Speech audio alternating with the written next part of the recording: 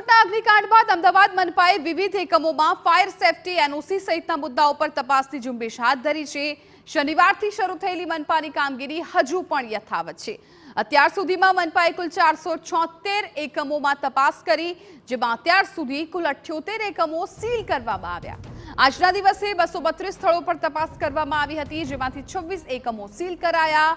8 tuition classes, 12 hospital, 4 party plot, 2 hotel seal કરવામાં આવી। આગામી સમયમાં પણ મનપાની આ ઝુંબેશ યથાવત રહેશે। એમસીના ડેપ્યુટી કમિશનરે કહ્યું કે ફાયર સેફટી એનઓસી અને બીયુ પરમિશન મુદ્દે ચકાસણી થતી રહેશે। જો કોઈ ક્ષતિ સામે આવશે તો એકમો સામે કાર્યવાહી કરાશે। આજ દિન સુધી કુલ 476 યુનિટ ચેક કરવામાં આવેલા છે અને જે પૈકી આપણે 78 એટલે કે 78 યુનિટ આપણે સીલ કરવામાં આવેલ છે। આજની કાર્યવાહી દરમિયાન આપણે જોડીઓ અને ક્રોમા જેવા કોમર્શિયલ યુનિટ બંધ કરેલ છે, ઉપરાંત વિવેકાનંદ કોલેજ ને પણ સીલ કરવામાં આવેલ છે। આ ટીમો સતત કાર્યરત રહેશે અને શહેરના વિવિધ યુનિટો જ્યાં એસેમ્બલી વધુ થતી હોય અને NOC, fire NOC, BU permissions વગેરેની ચકાસણી કરવાની કાર્યવાહી ચાલુ રાખશે।